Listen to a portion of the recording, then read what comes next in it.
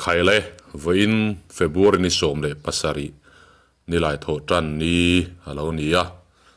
ภาษาชาชาติเลียนะเช่นงานนะกันโพสต์คุณเราเทงเลตาคลีร์ตุเตมินไงลุดสักมินคลีร์สักทีนาวางมินไงทักสักทีนาวางอินกะโลเม่มันอิติขกรอนสวยดูว่า recording ละมานิมินละมาไกดิดสูเรามาวางอินไงดำกรอนดีละนี่โอเล่ยันเชียร์จันเลงโอภาษาชาติลีนะเช่นงานะZiaktu Zoa Hnamteลัลมูลาจวนมีปุยนเหล่าปุงคมจันนะเบลผัวลำละอันเนน่าโลมันเอาผัวน่าสะตกไม่สีอันเรหุลแรงตกไม่เลี้ยมเหนียวเตจูอมเวมาเซตูมาตูอันอมเหล่าเล่าจืออันวานนี่นัติกัลกิมตูอันนี้โอเมลัลมูลาจวนนุ่งขิรจวนอันตลังฟ้าเลยมีปรำจังตูจินตะจูอันขัดโคมเวกาจุตาภาษาไทยทั่วมาจวนหลังวาลโหนเฮน่ะจวนโลเวงรัวอาสัวรงโบลซงอันอมไว้จวนอันลูกาสังหาลนกตูรันยังตีปะจวนลัลมูลาจวนอาชุกทเวงฮาลาอาทินริมจวนรถจิมีเวกไงจูดัวมาเสนูน่าโหอันเหล่าทงเมลับหมู่จวนอาทิลตุมจูอักขับตีร์เละสามาอันขดหลังวาลปันหิจักฮิระเละหัวเลียนจุกวินลัลมูลานมีมันเขาจุกกินเฮตาเฮียนันเตลเวมรอนเอ็นเตอุอันอมจวนอันลัลเนนะอันขัวกันรุนสันฮีหันสิลเตเซฮัลโหลติดจังราตาหลังวาลเตจูโลเชื่อกินอันมีมันเขาจูหันเอ็นกัวดันดานินมีปันหิฮีอันรอนผีช่วงไม้เรงจุตะหัวเลียนจวนเฮมิเตเฮียนนี่กันรำติตูโจกจูอภันจังโจกเฮียนียอาหันติซอมจัตาเบลผัวภาษาชาเตเลวาลูปาจูรถเล็งเพรังเฮไม่วาลูปาจวนกันจิกฮุรโซอินรำชูงอนิโมเองติไลเงี้ยกันลลินเราเปกแรงเจ้าอาหันติรำมากไม่จูใส่ตูรันวานเล่ไม่วาลูปาจวนอันผัวในหันเปลตัวไข่ปัจนิเวเวอินภาษาชาช่างไอเนียนเฮียนกันหลงมาชนังเสียมันดูเบริมเปดอนเนียอินเปกไม่อันลัลเนนะอันขัวกันรุนชันสิลเซละอันลัลทุเปกันนี่เลนี่โลโปอินหันจอดฟีดอนเนี่ยอาติจุยจัตาหลังวารูนเอาจอดจวนอาจูนัดเจงฮาร์ใจเซียภาษาไทยชั่วมาจวนอากุมนาวปังกันอมาลอมอารัวละสุกเตภาษาไทยเราทับปันนี่ลูกหายเทภาษาไทยชาติลีนันเองเฮียนกันเราบางไงอาหันติจวนอันงอยงาลดุกไม่จุตามีปุยจวนเรื่องอุมารมาราอาชันโปอันรัลโลเชียดสุกเตภาษาไทยเข้าปันนี่อารัวละอันลุตันตุยินอันขัวรอนรู้นันนี่ตีอันเชียดจวนอันเหลาทงเล่อันนี้อันมาดหลังวาลนปังจอกจูอาคูไปอินคงเราเจ้าจวนนี้จุตาอันหลังวาลมันจิงจังจวนหลังวาลอามาละเฟกิบารินัชุนตีเชียดเจ็ดเละบานเละโอมาเจมนูอมรัวไม่จูรอนบายชวกไซไซน์ลัลมัวลารอนเทนจวนลัลปาลามจูหันหอยชวินกับป้าก็ขิลเราเจมนี่อามาฮันก็สวยโลกเวกขโม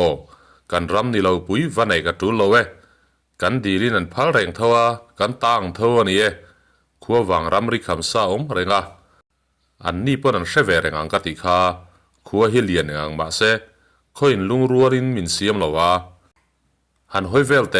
อินวิจัดทินขัวข้านั่นล้อมนี่ตูนักันขัวไม่ว่าปัจจันทีร์อีภาษาชวนมินุนเชเดเดวปันหิปอจลบุกกตะเปียรัลลอยน์อันสักรวงจวนหุดเสียคือกันหลังวาเล่ป้ายังจะเงตลูชุดเตกันเขาเล่นเวเนนอาลาดัมฮิฮันเอนเตอุยหุมเล็กกันนิตาขีรอนเลดรอเซอันลูกกะเลาหลังอีตีนี่ล้อมนี่ตูนักขันอีตรงจูตัดเซอารอนติดจังคอลไม่อันลัลฟาปาลัมจังมีปุยละอันตำจอกตีอาเซียแรงไม่สิเบลผัวจูกันดาวมีอันนี่ละเวกันตานจูนั้นขีดลุตุกังกตีมอลมอลขโมอาหันติเจ็ดจงอันลัลสามานาจวนอาจิลอเลมริคุลไม่นี่ดังอะไรก้าหอยปีร์นัวมาติชินเวเนนอาหอยชัวงำตลัดโลเลลำจัวบีอิงระมวงจ้างอารมณ์หอยชัวกินก็เทียมโลอันนี้ in du tok in la mulaw nei chuan in ti in min ti mai ro u a han ti ba nak chuan ai thuma chuan tlangwal pakhat chu han mit mai zawin lalpa chu ron chom thla lalmul an ron thlen chuan ai thuma chuan eng tin nge ro kan rel sakang le mi pui lam hoya han ti chuan mi pui chu ron chim hukin an ron chil ron tamaya mi puya han po kian meu chuan lalpa chu aru zong tlik ang mai hian alo mu her ing eu na sakher mai lalfa pa chuan kapa I chan tok hi mu ni e nangma wang hian kan khuwa hi trapin a room asin a han ti thop sata Hratlina chu lalfa pa bula chuan local fatin lalfa pa dara chuan han beng thakin itor ka hria thiam pui hle mai che a mai ro chu I hriat angkha kan thukal ani miu mai si ani a han ti chara lalfa pa chuan a poite zong ani hi duam lutuk le huam hau lutuk hian kong tha min thruai ngai lo ve halo ti ve chara Pasaltha Hratliana chu luka chuan han lon so ve in lalfa nu le lalnu an phuana chu a han phel nga la an nu fa chuan lalpa ruang lama chuan an tlan liam nga la Pasaltha Hratliana chuan in lalpa ta si lova in lalfa pa hian khuwa thut rem ti lo kan omani chuan tuna soiro le aron tilang langa chuta patar lam to hi in zo zetaron pen chukin Pasaltha kan lalfa pa lai ku ngatluka kan khuwa hian lalatan du kan nei ka ring lo aron ti chara Hratliana chuan lo thlek vutin khodai ngul thin ani ti a hremaya chuta ring leng longin kan Pasaltha thu kha dikang kan lalfa pa hi lala thuro se ama po lo chho sela tin bolpu khalom nai te se ka ming chu Hratliana ya ania tungai ming Pasaltha a han ti zom zata chuta Pasaltha vungto na chuan kalaya ming takhi chu lai orania ma se vungto na ti hian kalaya ming hi lanta ni himo a han ti fi fai faka Pasaltha Hratliana chuan o khai in poi nor hi kapai min hril fawasin I huai sen zia hi asoina sathina sin kapa chu upa ani to a thang bonga ni e a han ti chuan chu Pasaltha chu han nuikin ani mo awangai omve adam that lai riang chu mo mi han biak don nia angai om thin hle mai rem chang te lom taka kan la ron zin don nia ati lai chuan lalfa pa chu leika chuan ron lon kain athi sen na hlo nem ti hriat takin adang bai maya chu ti lai chuan lalnu chuan mit tui sur zungin lalpuan aron bana pui chuan kut lo beng hluain an lo kuk rui roi bok lalpa lai ku ngadam reng ro se an lo ti rual thapa lal thar chuan aban han phar duain mi pui chuan re thup maya an kho chunga ngaidam lal chung ko min ka di le kapa duam lu tu ka wangin kan khomi ten heti tak hian kan tuara tun hnuwa a thleng le to ngai lowang tin kan upa kan lal kheu kholo tu ber upa suak liga kha ani na ka hlip ngala khuwa ero an chen zui kan rem tiang lalmol ero kil to lovin marvenga a intur naktu ka tangin apuang a han ti chara chuta amun ruak lu turin Pasaltha vungto na ka ruat nga le a han ti chu mi pui chuan lo ri dur mai Pasaltha Hratliana chu lo tong chuak ve ngalin ole kan hun liam ta chu kan kaut kir don hau lova chu wangin kain chem har na da bowila mi pani khat dik lo wanga ti taka nunna aluan ra in hotur kan ni to love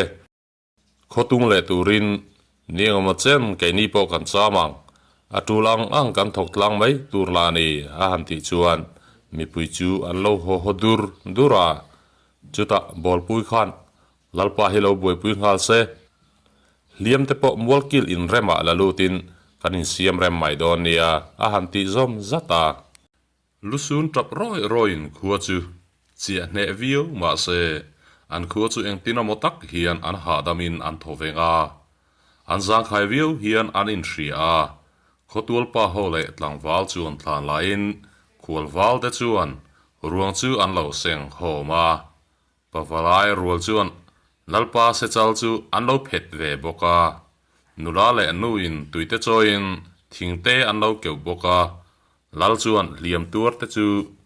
ไออินาดาลูดเวกตูร์จวนอาติยาลัลินาจวนอันมุเพงพุงไม่เนนุลาเลนูลาวลายเดวเตจวนอันเลียมเตจูอันเราซิลไฟสกาบอลปูจูดำโดยหน่วยเดเซียมจวนอาบวยจาร์บกามานิจอนโซนาจวนอันบวยเลไม่นับปังจุมจีบริลทรามจูชาดลีนาจวนเชียอินอันจฟูนาเรชัวกซกาตังวัลหูจูใครอินจฟูนข้าหันดาคมเต้าใครนับปังริลทรามันจับนูตันตัวระหารลุตุกังอาหันติจวน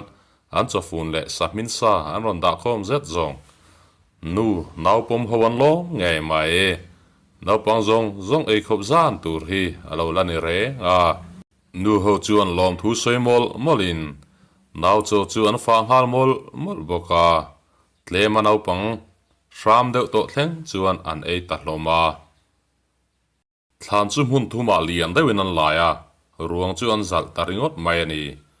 อามัลเตเตียพุ่มตูร์จวนไหลเซนิดอนเฮกเลาเล่ทานเตนวูร์เฟลจวน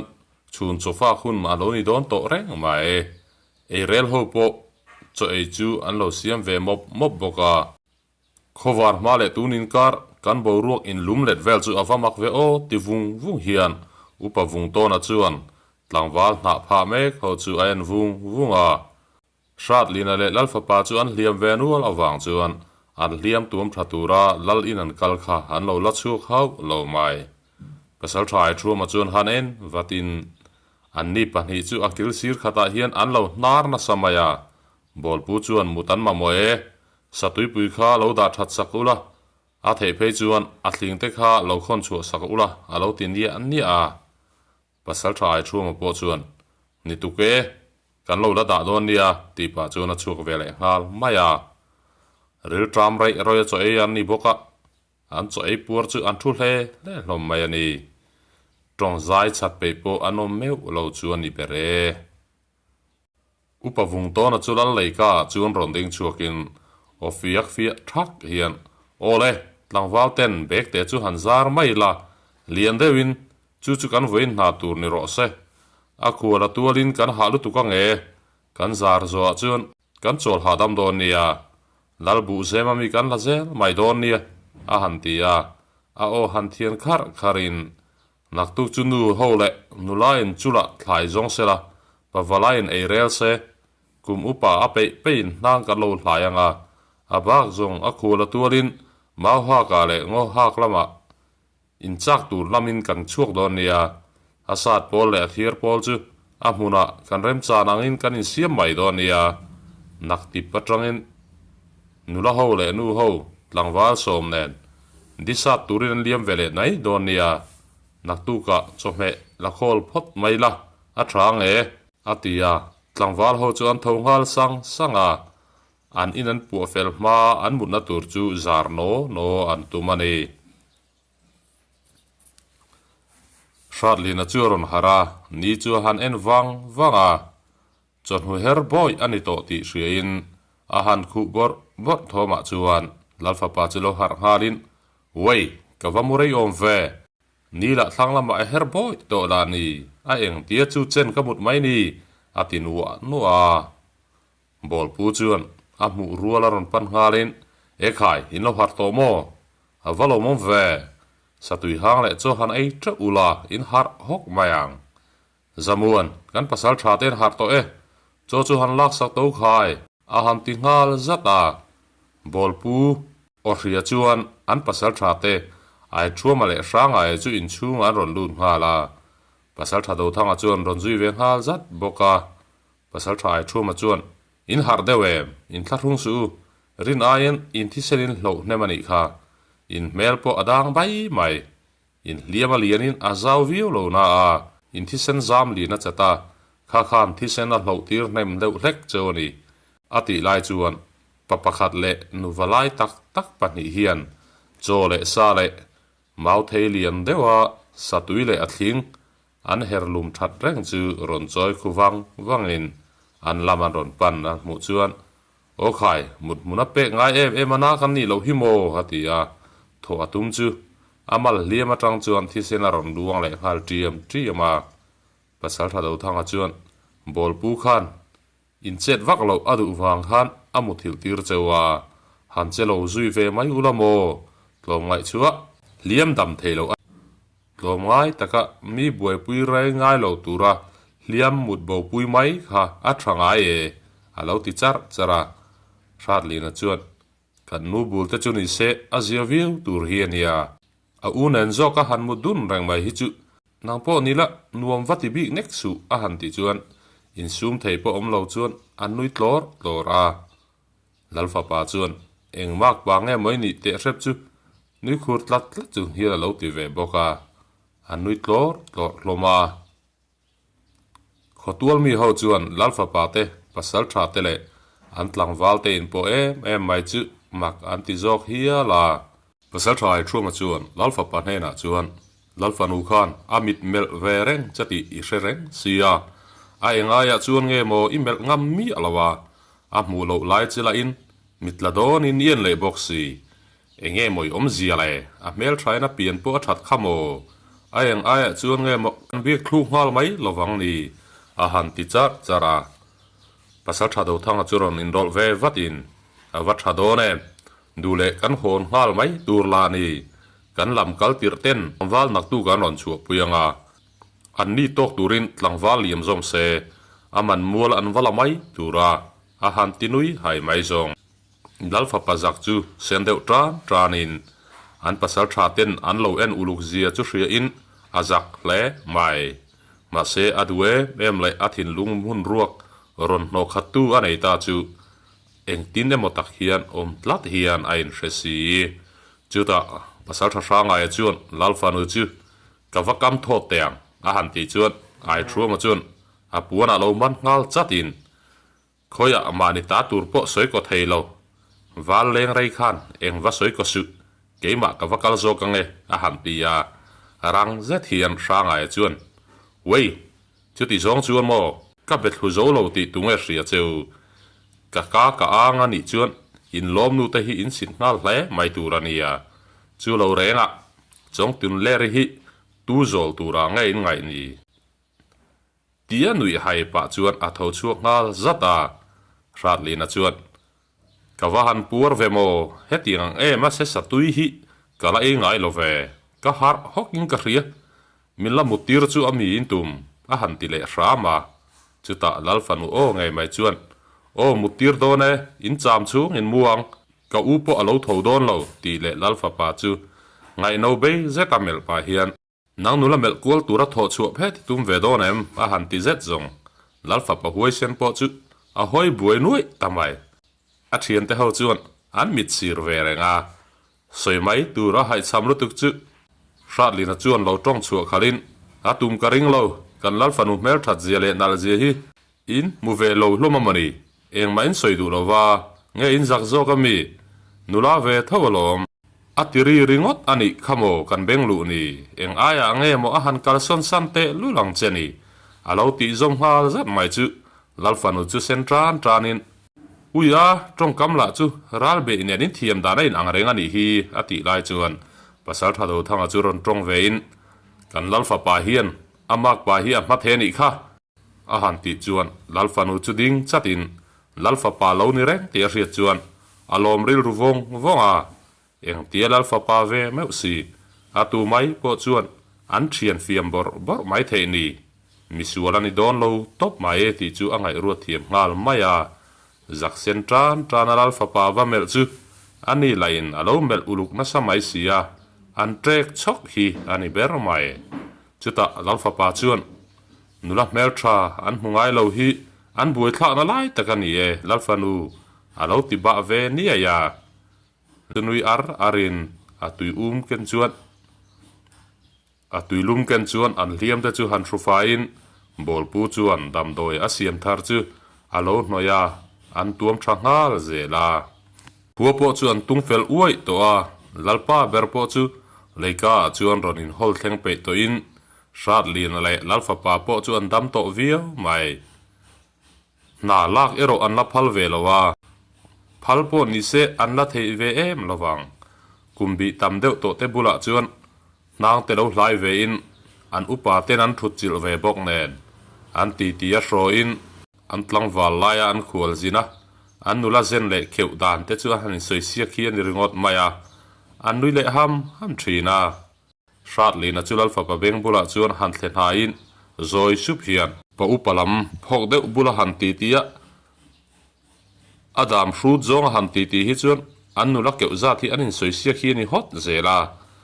nu upalam han ti khom rero an nu la lion thiang him thu le an in von thei thu an lo soi ve le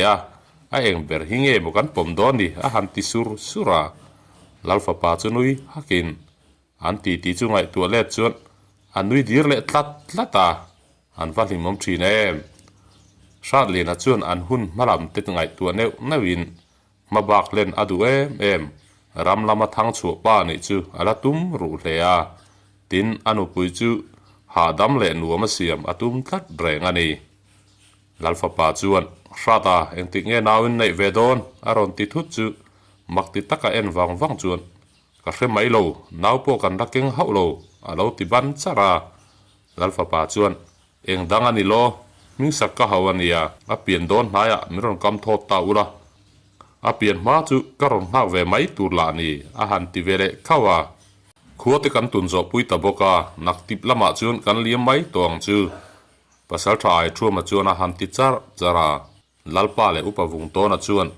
eng po ni se kan lom lu tuke kan khuala eng kima khothar kan ni hote nula le tlangwal lim rol ri kan thiat lo na po arei to a lungte po a chedon do na lom a han ti le chura lalpa chuan rem cha kan lo zin don dia ron zina in lal ron hu ve nge chu kan ba e tuna in ruala han kal mai chu kan chakin kan du viawa ma se ka diam la dam thalo hian min thlen tir zo mewin ka ring si lo un rem cha ma sabera kala ron zin don nia a han ti chara upa vung to na chuan Pasaltha Hranga e chu en zau chung chuan ipa chu ngai om hle mai anin nei khan miron kam thot na a ka thing thu pui ve ka than hem ngai deuh a kunga reng katla a ka sil ong lai lo ni kher alo mole thupa min han choi sak ta la kang war ma nge ron zin ka tum thui lo hril don nia a han ti vele chura lalfanu chuan ke po ka zin ve chak khoi khuwa ma kala mu ve lo alo ti ve lak boka lalnu chuan fanu du atinia ka mu pha lo om ka phal lo lom alo ti vata chuta lalfanu chuan rang zet hian khual khuwa sin pasal nei ka tum ni ti pa chuan lalfa pa chu han mel zawa Pasaltha hau mit chuan alo mu chiang man lom te lalnu chuan nui bok pa hian tu hian nge mo han du ve ngotang cheni ilanau pang ana samai sia a han ti chuan lalfanu chuan kanau pang okong love thlasik voi som le pakuai mang to min ti kha ti pa chuan a bai so phul chu a thlau pa dala Pasaltha le upa ho chu an lo nui hama ole ti khan then nga na chu lo so le ta then ruk na ngai thla le wat kan tum don nia i lo ngai thla ka wangin kalom em